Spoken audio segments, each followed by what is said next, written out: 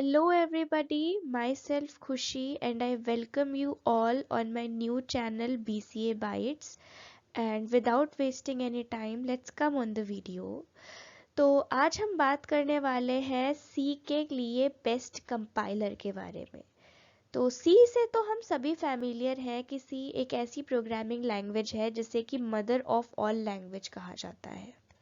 The reason being कि सी language से ही बहुत सारी प्रोग्रामिंग लैंग्वेजेस डिराइव्ड हैं। For example Java, C hash, C plus plus, ये सारी लैंग्वेज अपना कोई ना कोई फीचर या कोई ना कोई सिंटेक्स सी लैंग्वेज से ही डिराइव करती है। तो जब हम सी को सीख रहे होते हैं तो एट बिगिनर लेवल हमें एक कन्फ्यूजन रहता है कि हम कौन सा कंपाइलर चूज़ करें अपनी प्रोग्रामिंग प्रैक्टिस के लिए। तो हमारे सामने जो 3 कॉमन ऑप्शंस रहते हैं वो होता है टर्बो सी, VS कोड और कमांड प्रॉम्प्ट। तो इस वीडियो में हम जानेंगे कि हमारे लिए बेस्ट कंपाइलर कौन सा है सी प्रोग्राम को रन करने के लिए, और अगर हम चाहते हैं कि हम अपने सी के इन्वायरमेंट में कुछ कस्टमाइजेशन करें तो हम किस इन्वायरमेंट में कस्टमाइजेशन कर सकते हैं। तो आगे बढ़ते हैं, हम इन तीनों के बारे में थोड़ा डिटेल में जानकारी लेते हैं। So let's start the video. तो सबसे पहला सी का कंपाइलर जो कि हम सुनने में आता है हमें जैसे ही हम कॉलेज या स्कूल लाइफ में एंटर करते हैं, वो है टर्बो सी। हमारे टीचर सबसे पहले हमें सजेस्ट करते हैं कि हमें टर्बो सी के इन्वायरमेंट में ही काम करना है। नाउ लेट अस अंडरस्टैंड कि वो ऐसा क्यों सजेशन देते हैं। तो फर्स्ट रीज़न इज़ कि this is specifically designed for C and C plus plus. इसमें कोई और लैंग्वेज का काम नहीं होता है अनलाइक VS कोड।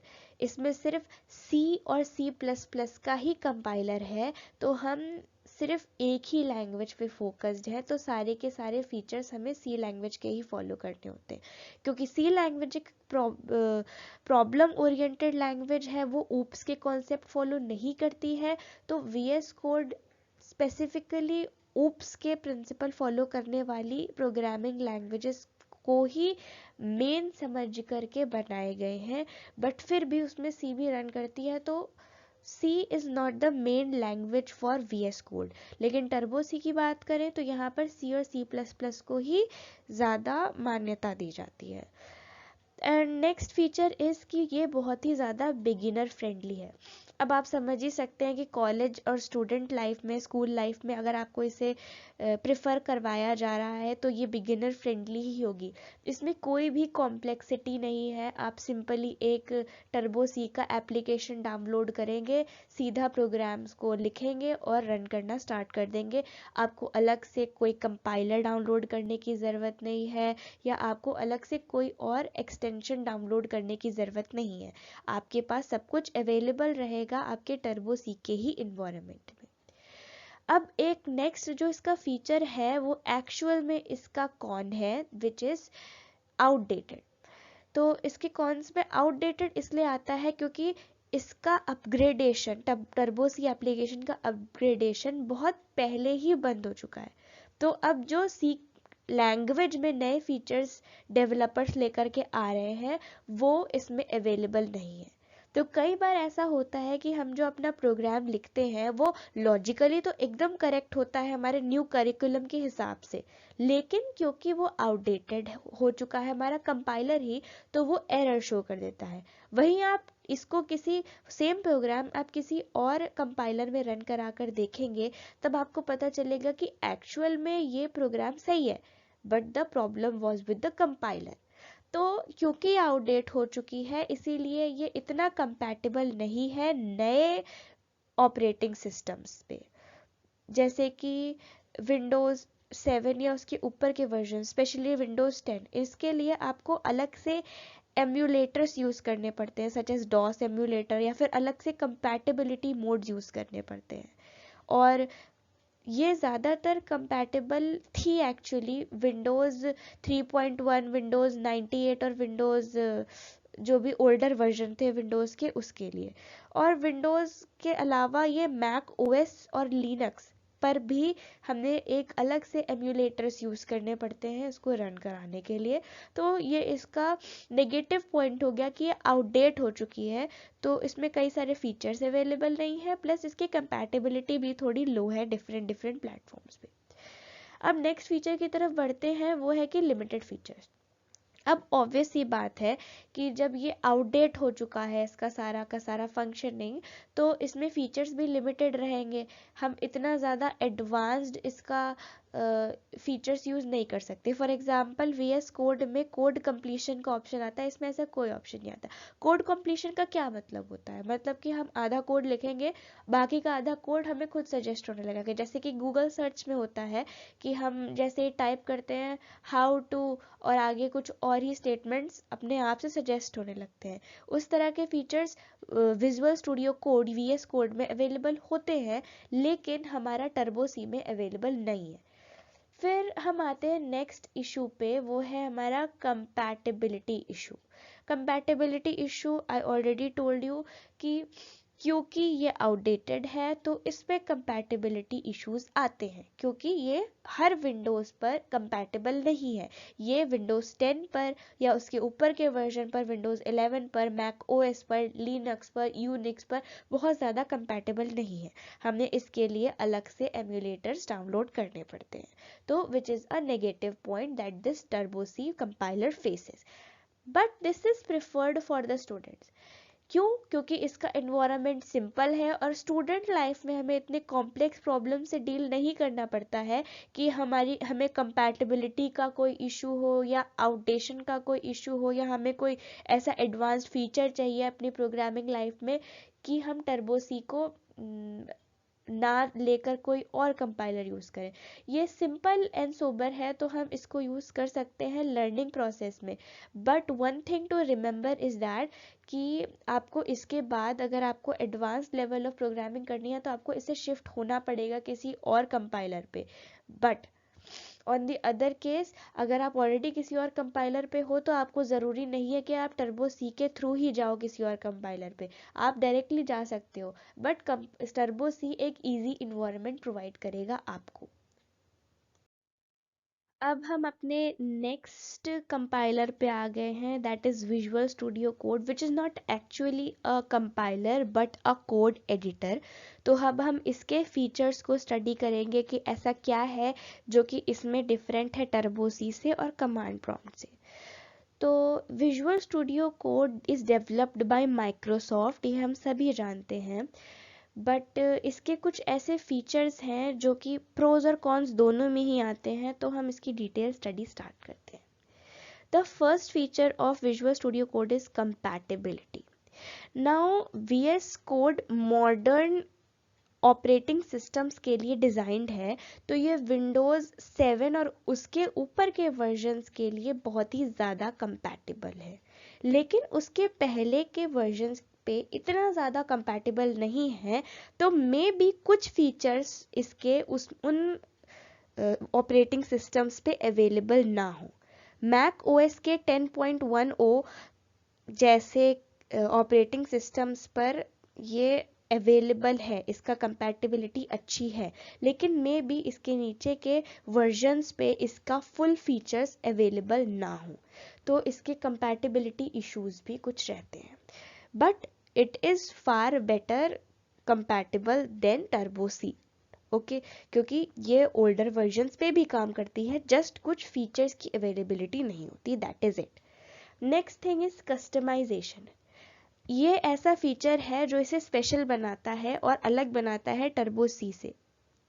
इसे आप प्रो भी कंसीडर कर सकते हैं और कॉन भी कंसीडर कर सकते हैं। रीज़न, बिकॉज इसमें बहुत सारे एक्सटेंशंस अवेलेबल हैं जिसे कि हम अपने अकॉर्डिंग डाउनलोड कर सकते हैं, इंस्टॉल कर सकते हैं, जिससे हमारा इन्वायरमेंट हमारे लिए कस्टमाइज हो सकता है हमारी नीड्स और प्रेफरेंसेस के according. But at the same time may be हमें कस्टमाइजेशन की उतनी ज़रूरत ना हो, हम नॉर्मल प्रोग्राम रन करना चाह रहे हो, लेकिन जस्ट बिकॉज इसमें बहुत सारे एक्सटेंशंस हैं तो हमें कस्टमाइज तो करना ही पड़ेगा, क्योंकि यहाँ पर तो सब कुछ कस्टमाइजेशन पे ही डिपेंड करता है। अगर हम एक एक्सटेंशन डाउनलोड करेंगे तभी ये फीचर हमारे पास आएगा। तो हमें मे बी डॉक्यूमेंटेशंस और गाइडेंस को बहुत ज़्यादा रिफ़र करना पड़ जाए, जो कि एक हेक्टिक टास्क हो जाता है कोडर के लिए। तो इसलिए इसका कस्टमाइजेशन नेगेटिव और पॉजिटिव दोनों ही तरीके से ले सकते हैं, that is dependent on you.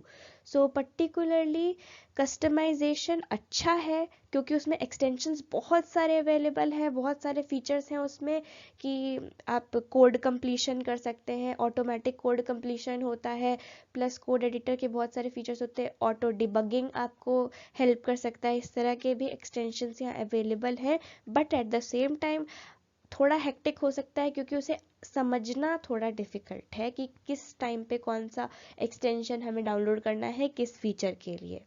So let's move on to our next feature which is memory consumption.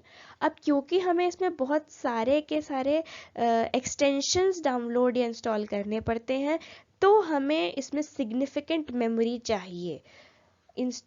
सिर्फ इतना ही नहीं, और अगर हम कॉम्प्लेक्स प्रोजेक्ट्स पे काम कर रहे हैं हमारा, तो भी मेमोरी कंजम्पशन बहुत ज़्यादा होता है।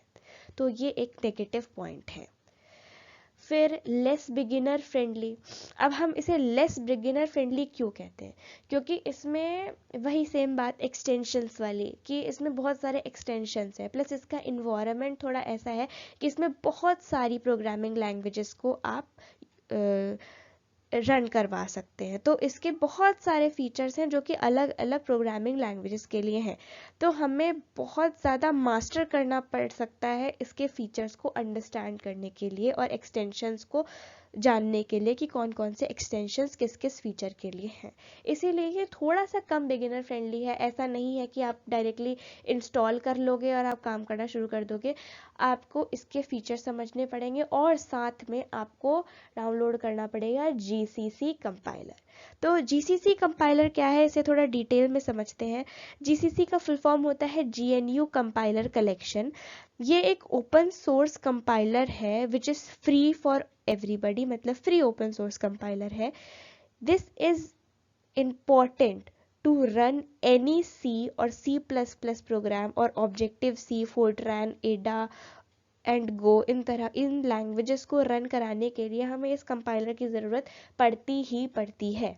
टर्बो सी एक अलग इन्वायरमेंट हो गया, उसमें हमें ज़रूरत नहीं पड़ती है, वो एक सोल एप्लीकेशन है जो हमें डाउनलोड करनी रहती है। बट यहाँ पर हमें GCC कंपाइलर को डाउनलोड करने की नीड होती है।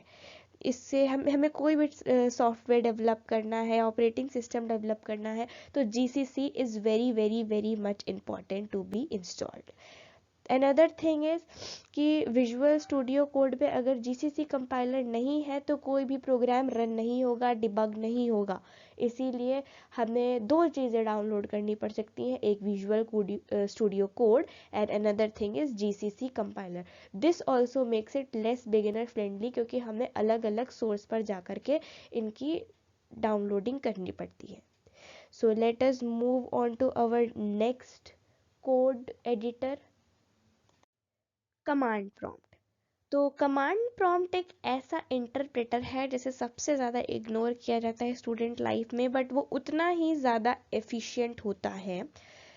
बट इसके भी कुछ प्रोज एंड कॉन्स हैं जिसे हम डिटेल में स्टडी करेंगे। बट बिफोर दैट हम इसको समझ लेते हैं कि इसे हम यूज़ कैसे करते हैं, इसके लिए हमें किस किस चीज़ों की रिक्वायरमेंट होती है।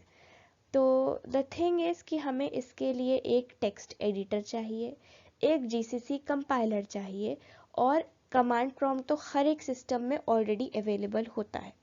हर ऑपरेटिंग सिस्टम में कमांड प्रॉम्प्ट प्रेजेंट होता है which gives it a consistent development environment. Command prompt पे वर्क करना बहुत फेमिलियर और एफिशिएंट हो सकता है किसी डेवलपर के लिए, क्योंकि डेवलपर्स एकस्टम्ड होते हैं कमांड लाइन इंटरफेस यूज़ करने में। बट स्टूडेंट लाइफ की हम बात करें तो मे भी बिगिनर लेवल पे थोड़ा सा ये टफ पड़ सकता है। तो अब हम इसके एक एक फीचर को डिस्कस करते हैं। First feature is compatibility and portability. तो कंपैटिबिलिटी एंड पोर्टेबिलिटी की बात करें तो जैसा कि मैंने अभी बताया कि ये हर एक सिस्टम पर कंपैटिबल होता है, क्योंकि मैक ओएस की बात कर लें या फिर विंडोज़ की बात कर लें तो सब पे ही कंपैटिबल होगा, क्योंकि कमांड प्रॉम्प्ट सब पे अवेलेबल होता है ना। Command prompt is similar to PowerShell, ये दोनों ही इंटरचेंजेबल है, हम इन दोनों में से किसी का भी यूज़ कर सकते हैं। तो हम बेसिकली कमांड प्रॉम्प्ट की बात करें, और सिमिलर फीचर्स आपको पावर शेल में भी मिल जाएंगे। Maybe PowerShell available हो किसी ऑपरेटिंग सिस्टम में।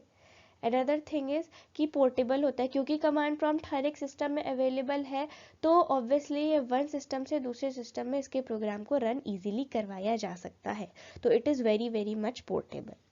अनदर थिंग इज़, जो इसका नेगेटिव फीचर है वो है कि it has lack of user friendly environment, क्योंकि ये एक टेक्स्ट बेस्ड और मैनुअल अप्रोच फॉलो करता है। यहाँ पर GUI graphical user interface present नहीं है, कमांड लाइन इंटरफेस प्रेजेंट है। यहाँ पर कोई भी विजुअल कंपोनेंट नहीं मिलेगा, जैसे कि आपको IDE इंटीग्रेटेड डेवलपमेंट इन्वायरमेंट में मिल जाता है। इसलिए थोड़ा यूज़र फ्रेंडली कम होता है, क्योंकि हमें कुछ भी अगर करना है, डिबग करना है, और डिबग नहीं करना है, मे बी कंपाइल करना है या एग्जीक्यूट करना है, उसके लिए हमें कोड्स ही लिखने पड़ते हैं।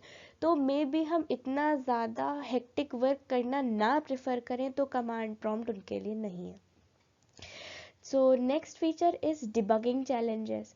अब VS कोड की बात करें या फिर हम टर्बो सी की बात करें, तो उसमें हमारी एरर हाईलाइट होकर के आ जाती है, बट कमांड प्रॉम्प्ट में इतना हाईलाइटिंग फीचर या डिबगिंग का ऑप्शन या क्या करेक्ट होना चाहिए जो एरर है उसकी जगह पर, ऐसा कोई भी ऑप्शन नहीं आता है। तो डिबगिंग थोड़ी सी टफ हो जाती है अगर बिगिनर लेवल पे हैं हम, तो डिबगिंग तो हर ही लेवल पर टफ होती है, बट थोड़ा बहुत चैलेंजेस फेस करने पड़ सकते हैं कमांड प्रॉम्प्ट में ज़्यादा, as comparable to Turbo C and VS code.